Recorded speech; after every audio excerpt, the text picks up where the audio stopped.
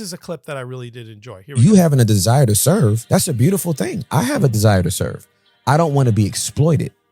I don't want you to take my desire to serve and turn me into a modern day slave of your church and then throw Jesus glitter jargon all over it. Come every weekend with your fresh yes. You about to get this fresh no. You about to get a really fresh, sizzling no from me. Are you going to do my admin stuff? Are you going to come back with the admin? No, I'm not going to be able to do that. Oh my God. Will you be helping us with the? No, I won't be able to. Oh my God. What's going on? I will continue to give God my yes. You're going to start getting my no's. I just got married. I'm going home. We're going to brunch. We get here before the church service begins and we don't leave until the parking lot's empty and we miss brunch. We're going to brunch. I'm going to Cheesecake Factory before they stop selling the Belgian waffle. You're so refreshing, Tim. I'm so grateful for you. I love you, girl. I get really defensive and overprotective. That's my apostolic nature. I don't like to see people being taken advantage of. Again, your pastors, I know they're good people. They're just running antiquated plays. No. And their turnover rate in their volunteer department, I know you're not the only one. No. You're just the latest one. Okay, so this is good. I really like this. This is, he's not giving us all his theology on this one. It's like when he starts talking about the Bible, it's like, man, you gotta stop talking about the Bible. Okay, just get to what you're good at. Critiquing church systems that are antiquated and wrong. I agree with this. Unfortunately, there has become a trend in mega church culture, in non-denominational church culture, in multi-campus, multi-site church culture, in dynamic growth church culture, seeker-sensitive church culture, where basically they're basically running like a slave ship. They're basically building the pyramids with the slaves. Okay. They're trying to build the pyramids with the slaves. That's what's going on. Okay. God's looking down and he's like, my people are being oppressed by Pharaoh. Okay. The Hebrew children have become slaves in the house of God. And it's like, look, if people genuinely want to serve and devote themselves to serving, and they have nothing better to do. They're unmarried. They have no children. There's no other division of affection or loyalty or anything else in their lives, and they have so much free time and they can just do it.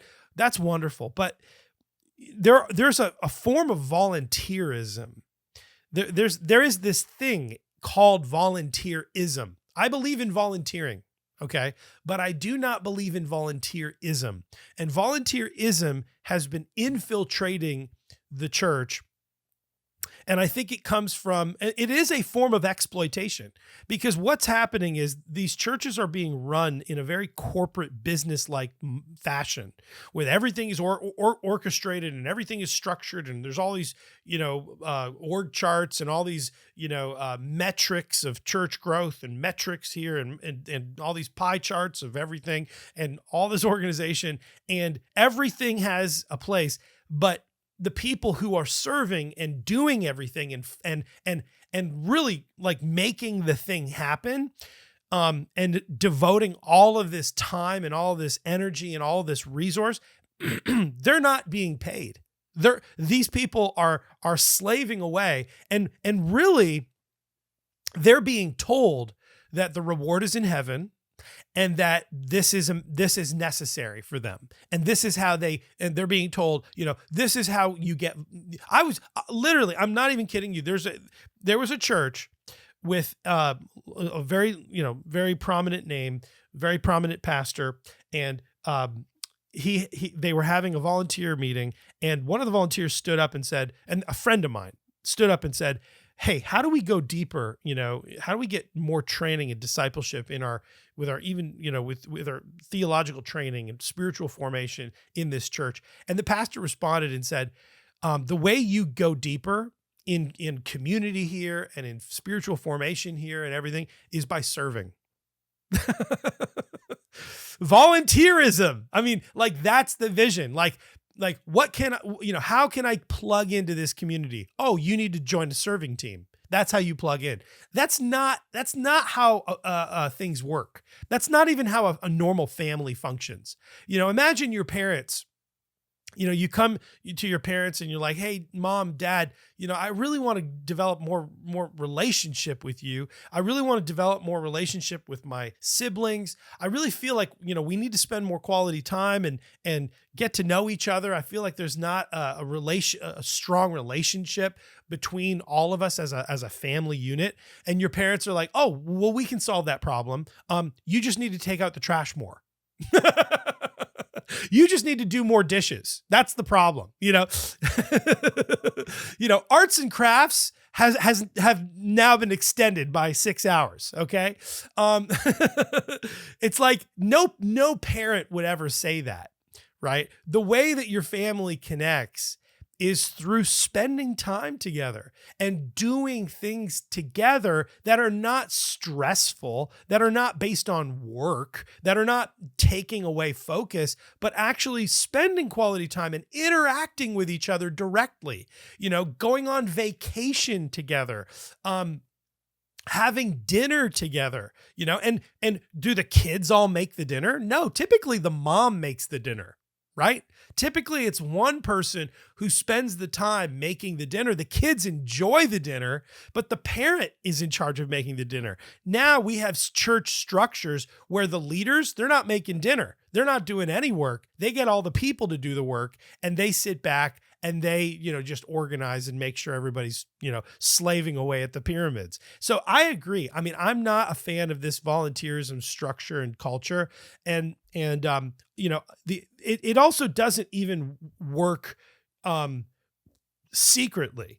Secretly, the church, these churches that get all this get the volunteers to do everything and burn these volunteers out and literally treat these volunteers like they have a full-time job without paying them.